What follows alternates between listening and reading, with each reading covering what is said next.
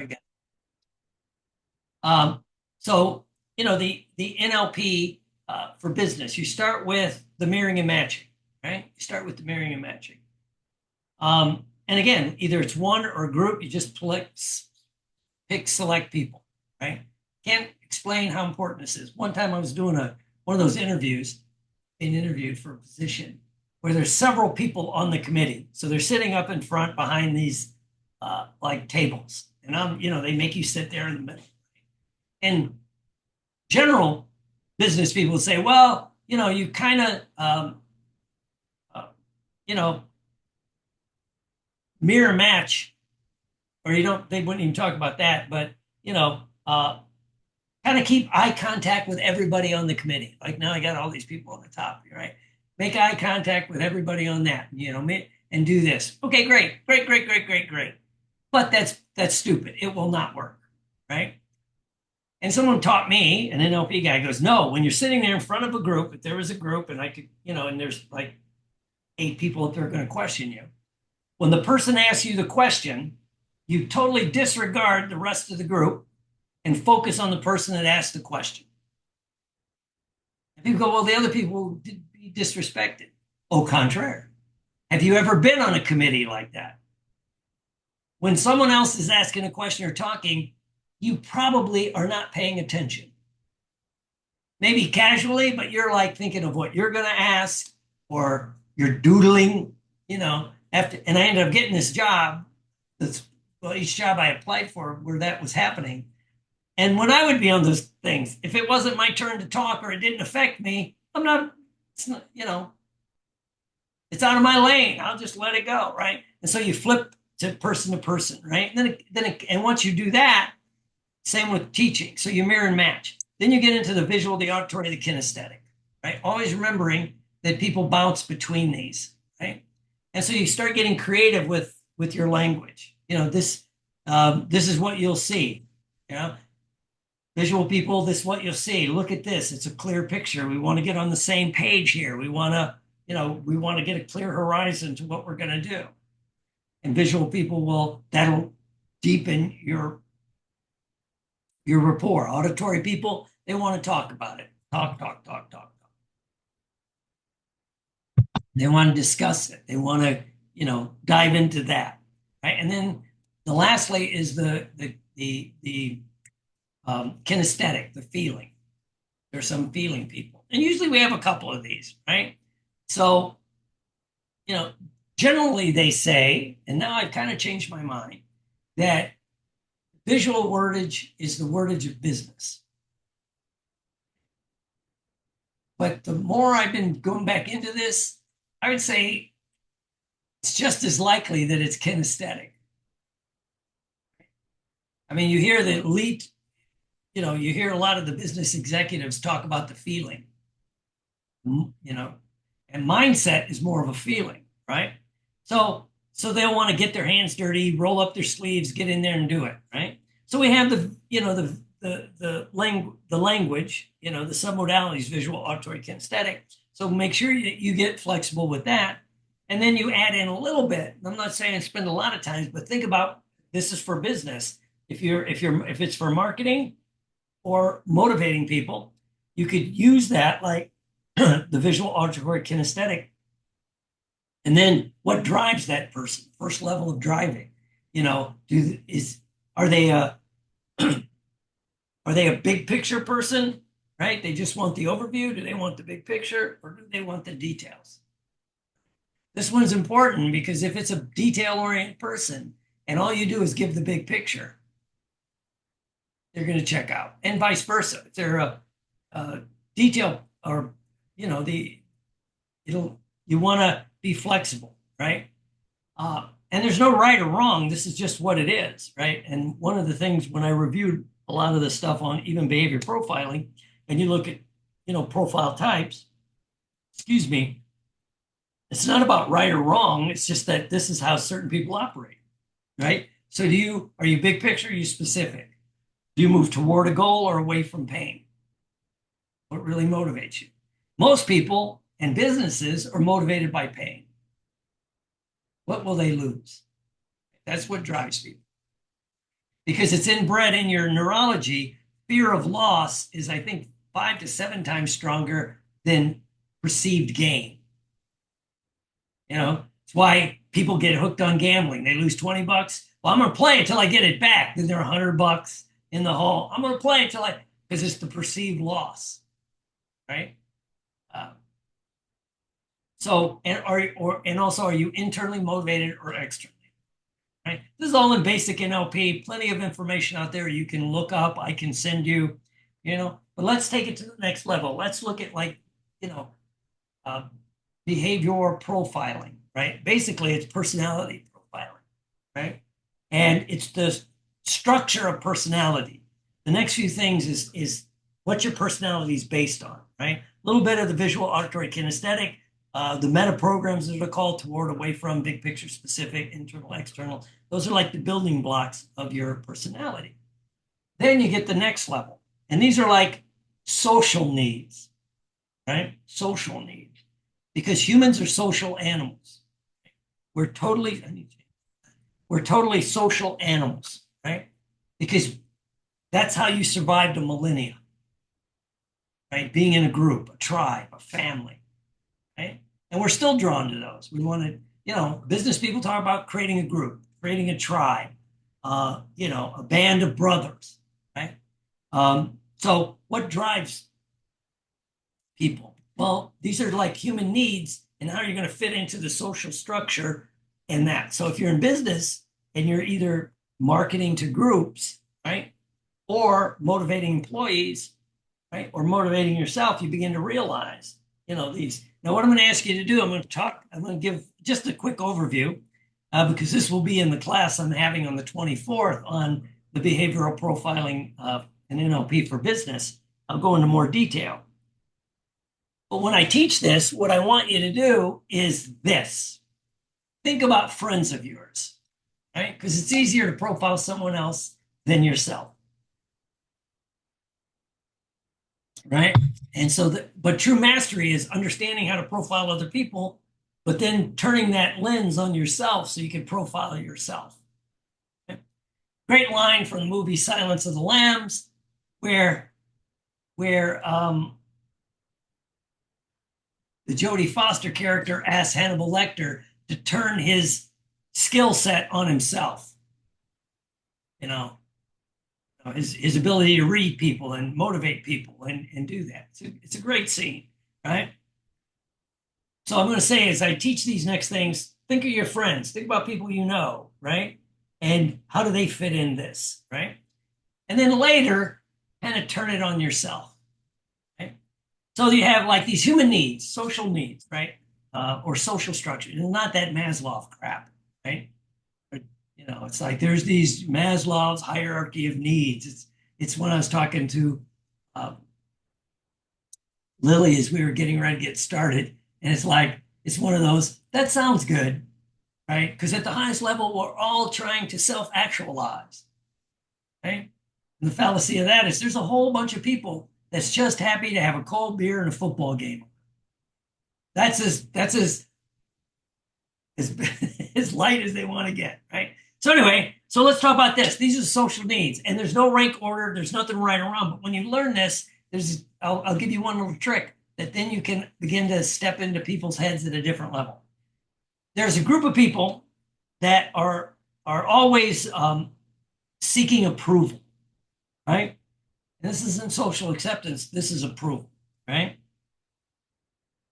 I mean, the kind of person I always use the example of when I had and I do it all the time. I had my one clinic, and I'd have people there and we'd be doing some work and they start crying. And people cry, right? Fine. Right? Well, where the person said I had a box of Kleenex on this side and had a box of Kleenex on this side and I would sit over here, right? So the Kleenex is obviously there. But at least, a percentage of the time, somebody be crying and they go, is it okay if I use a Kleenex? I said, well, you can have one. I don't want you to use it and put it back. I'm an asshole. But that's asking approval for something you don't need. And we've all had friends like that. They'll ask approval and you're like, why? And I don't mean I'd rather get forgiveness than approval. I just mean, is approval necessary? right? Because what you're wanting to do is get reassured. The kind of person you're at work, let's say you're working in business, and they got to give a presentation or do something. They go, oh, I got to give the presentation this afternoon, and I don't want to. I'm not prepared, and I suck at this and this. They're wanting you to say, no, no, you did fine. You did fine. You'll be able to do this, right? They just want to be reassured, right? Um, they seek compliments. Oh, I barely had time to get dressed this morning. How do I look? Right? They're seeking that approval. And I'm not saying you necessarily have to go, yeah, I could tell you got dressed in it. Right? But I mean, it's just what people do. But I mean, to that, the other thing that'll happen, the downside to that is they will agree with others. They'll change their minds more quickly to agree with others. Right? They're the type that at a restaurant, they never want to like complain if the food's crap. And I don't mean that like necessarily nitpicking, but it's like, right? Because they want approval, right? And so this is just one type of person, right? And so again, in the question in their head, if you begin to think someone's like that and you're in business, you're trying to sell them, the question they're asking is, you know, what will doing this do for me? So you could say things like, your friends are going to love that you made this decision.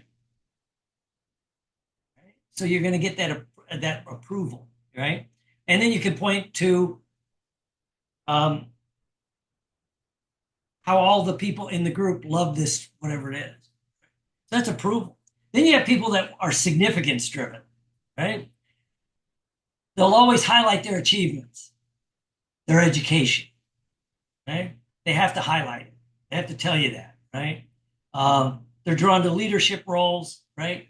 They may do things to stand out and be unique, I think a lot of us on the call are old enough to realize when guys had beards, it was to be different, right? Now it's like, don't have a beard. I was saying that the other night, watched a TV show. I go, does anybody fucking shave anymore? And I had to double check because I'm that kind of guy. I went in and said, because it was a show and had these FBI agents, they all got this. And I'm like, pretty sure they're still usually clean shaven, right? Or they show people in the military, especially the Marines, and they got a beard. I'm like, unless they're in the desert, I don't, anyway. So, but I mean, they'll do things to stand out. And 25 years ago, getting a tattoo was to be unique. Now it's actually the opposite. The people that aren't tatted up will stand out, right? Well, I don't have a tattoo because I didn't ever want to put a bumper sticker on my Porsche. But anyway, so you want to be significant, right? You want to stand out. They'll break social norms because they'll get attention, right? They'll wear obvious wealth things. They'll have to. Of course, I've got an Apple Watch, but they'll have to like check the time on their Rolex, right? Because it's being significant, right? They'll casually mention like, "Hey, I made a business mistake, but it was only 80 grand, not a big deal," right? So they want to do that, and there's nothing right or wrong about it, right? And this one's kind of funny. I got to say this because it's politically incorrect, but it's they'll wear, especially men, will wear clothes that will show their musculature, right? I mean, whenever a truck drives by me down here in Florida and it's jacked up real high, with the big 4x4 and you need a rope to get up there, but it has chrome wheels, so you could tell it's never been off the road, right? I think some people call them pavement princes, but I'm sitting there and as they drive by, I'll always go 20 to 1, they're wearing a tank top, right? But the weird part is they may have no musculature to show off, right? Or they did at one point. And I think of the guy wearing the skin tight Captain America shirt that maybe when 20 years ago when he was buff, it would have looked good. Now he's got, right? And women that will, every picture they post has to have cleavage, right? It's just to get significance, to stand out, to be different, right? But the way you motivate, when you see someone like this or you think it's like them, the question they ask themselves constantly is, doing this going to help me be significant to the group, to my business, to this? And then you have people that want to be intelligent, right? Right. And this can a little bit be with significance, but they have to like tell you how important, how educated they are. Right? You know how someone went to Harvard? They're gonna fucking tell you they went to Harvard within the first 5 minutes of any conversation, right? And how many people, and I've seen it in our field, they'll say, "Well, I learned this at Harvard. I went to Harvard," and you look it up. They went to an online symposium, right? Yeah, I almost did that because I thought it'd be cool. Go, they had this 1 week training except they missed the cutoff date, or I would have went. But they have to stress their expertise, how many books they've written, articles they've published, their vocabulary, especially if the vocabulary is not needed in the setting you're in. Right? And we've all seen that with people where they have to use words, then have to explain the word. You don't know what that is. And I was talking about this at a rehab center for some reason. Somebody said, "What do you mean?" I said, "Well, it's been said, and the research points out clearly that addicts and alcoholics have a cognitive dissonance. That's what is one of the drivers for addiction." And the person just looked at me and go, "You don't know what that means. Why would you? Unless you're on this side of the desk at a different level, then you can explain what cognitive dissonance is, right?" And I'm guilty of all of these at some level. I mean, look behind me over here. Those are all certificates and awards, right? And yeah, it's cool. But intelligence, right? So the way you can motivate these people or get them to take action is to feed it. Bruce, I'm going to be offering this training, but it's not for everybody. It's for only people that are smart enough to get it. Right? And that'll light them up. They're like, "Yeah, I'm smart." Right? Doesn't matter what you teach. It just matters. It's like, so you feed into it because they're always asking is, does this make me look stupid? Right? Or does this show that I'm intelligent? Right? And intelligent people kind of go with significance too. They'll wear, but more for the intelligence,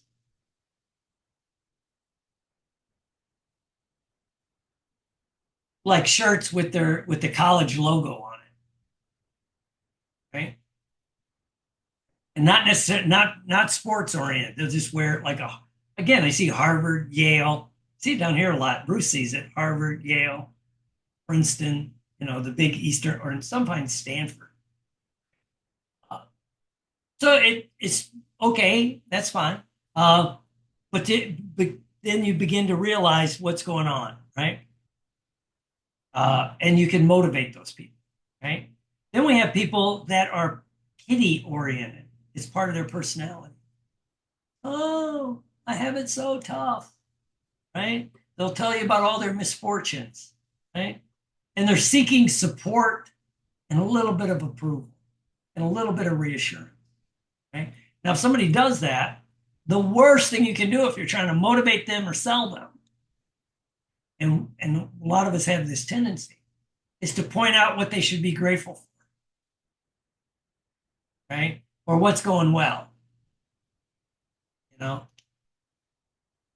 And sometimes it's just saying nothing, just going, "I understand."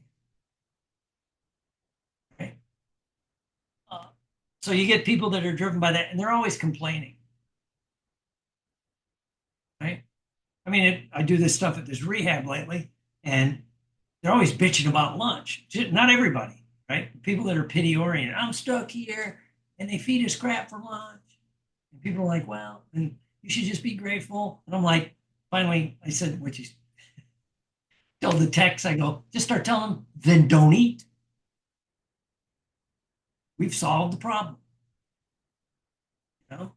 You know, you get a food allowance to bring your own food. Well, I can't. Yeah. Anyway, but that's kind of in your face. But I understand food is what it is, you know. People that seek pity. Then you have people that constantly seek social acceptance. Okay. And again, we all have these. Any of us and everyone on this call, if you've taken training to help others, you have some social acceptance because you want to help others. Right? Nurses, general practitioner doctors. And sometimes pediatricians. These are people that want to help people, right? There's a lot of guys get into medical school, and then they run the numbers. Let's say a heart surgeon makes about $1 million, $1.5 million a year. A general practitioner might make, $500,000, work harder. If I can get into surgery school, I'm going to be a chest cutter. But so you want social acceptance, you conform, right? We all have it somewhat, at least at some level, right? And again, if you joined a motorcycle gang, Hell's Angels, or where I'm from and Dr. John's from, there was a group there. Some of the guys I grew up with ended up in it, called Sin City Disciples. It was a hardcore motorcycle gang in Chicagoland area. And if you join that group, right, you may be doing it to stand out and be different at first, but you're not pulling up to their meeting on a Yamaha. Just we got, you probably got a fat boy or an old 47 flathead, right? But we all look for some social acceptance with the group that we're in. And many as adults, this is a good one to always put in your back pocket for business, which is you could stress that you're building a community, that you'll finally fit in here. Right? This is your tribe. So as Lily finishes her technical training on counseling, she'll come back home to the tribe. And you'll be welcomed as the prodigal daughter. How about that? I used a biblical quote. I barely read the book. Can I interrupt you for a second? We all want some social acceptance, right? People that get into, yes, Miss Lily, are you going to say something? Yes. What's the difference between seeking approval and social acceptance? Oh, right? People that get into, yes, Miss Lily. Okay. I can't have my sound on because I'm streaming. Okay, cool. So, but when someone's overly driven by approval and social acceptance, they're great cult members. Right? Did you ever meet an ex-Marine? In America, anybody ever meet an ex-Marine? Only the guys that got thrown out. And I do give them credit. Once a Marine, always a Marine. Right? More than any other branch of the service, right? Closely followed by like Navy SEALs and Rangers. Just tell you somebody talked about an army. They go, well, you were a soldier. They go, I wasn't a soldier, I was a Ranger. Well, you were in the army, but once you're in that group, again, you want approval from that group. So, but and have you ever tried to get somebody to break away from a group? Right? It's hard because that's their social acceptance, right? And so the last kind of group to go with is people that constantly want to present as strong and powerful. Doesn't mean they are strong or powerful. They want to present as strong or powerful.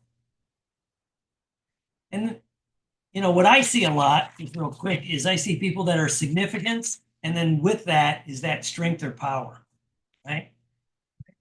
And more, again, it's more like they want to appear it than necessarily be it. And I've also noticed that a lot of the people that they do this, again, they'll wear tight shirts, musculature, a lot of things like uh, MMA shirts. You're talking to a guy that has tons of these, right? Tap out.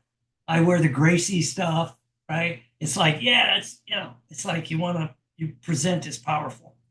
Uh, a lot of the people that are really into this is,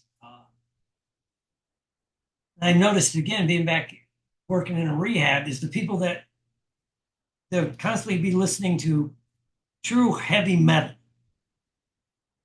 death metal, or the hardcore rap.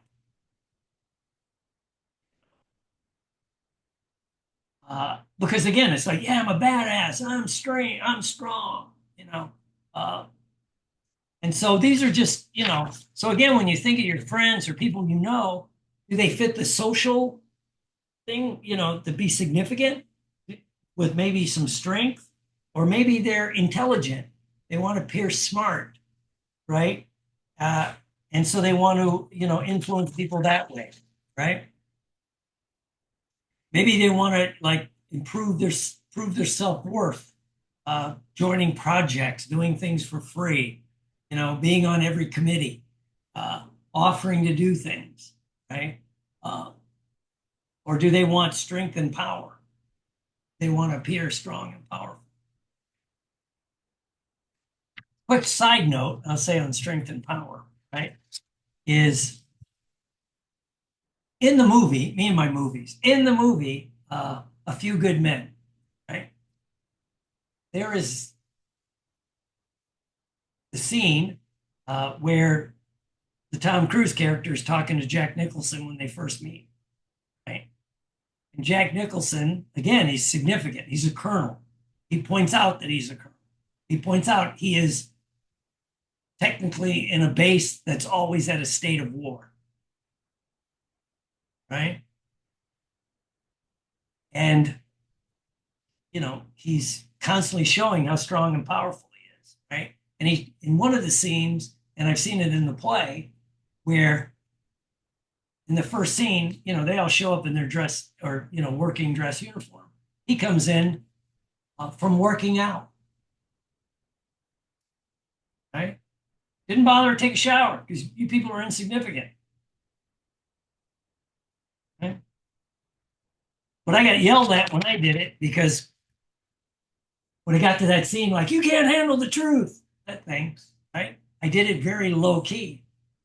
And the director said, you got to yell, mainly because of the movie. And I'm like, have you ever met a Marine Corps colonel or an Army colonel or any that's a high rank? They rarely raise their voice. They don't have to, right? So anyway, but I did it the way the director wanted because I wanted the approval and I didn't want to get fired from the play, right? So which one is some of your friends? Again, significance, approval, social acceptance, right? Uh, intelligence, right? Pity. And again, you have them all at different levels. And since we're all adults, mature adults, it looks like, it may change a little bit as you arc through life. As people get more mature, I love that term, the drive sometimes to be significant kind of goes by the wayside, right? They begin to go, a Lexus is a nice car, but it comes off the same line as a lot of the Toyotas. And so, I mean, it's just not, because I always see here in Florida, by the way, because Bruce is around here somewhere. The people here in Florida, and this is mostly men, you'll see them, they have to drive their Vet or their Porsche or their Lamborghini, right? And when they're driving, they have a tendency to get in the left lane and drive slow. just to show you they're driving a very expensive car and how, significant they are. So that's a little bit about, um, NLP and the behavior profiling for business. Uh, and you use this all the time. So, have some fun with it. And again, in a couple weeks, 2 weeks from today, I'm doing a class NLP and behavior profiling for business, where I go into this stuff and a lot on what they call the decision tree. How do people truly make decisions at a different level? And what drives them? And it goes a little bit to their social needs. Whatever their social need is, that's going to be part of their decision strategy. Okay? And it's to me, it's a lot of fun. So I'm going to stop the Facebook Live. If you're watching this anywhere and replay, and please share it with everybody and direct message me. But I'm going to keep the Zoom going. Okay, cool. So that's, again, a little bit on this. So if you have any questions, direct message me and let me know what's going on.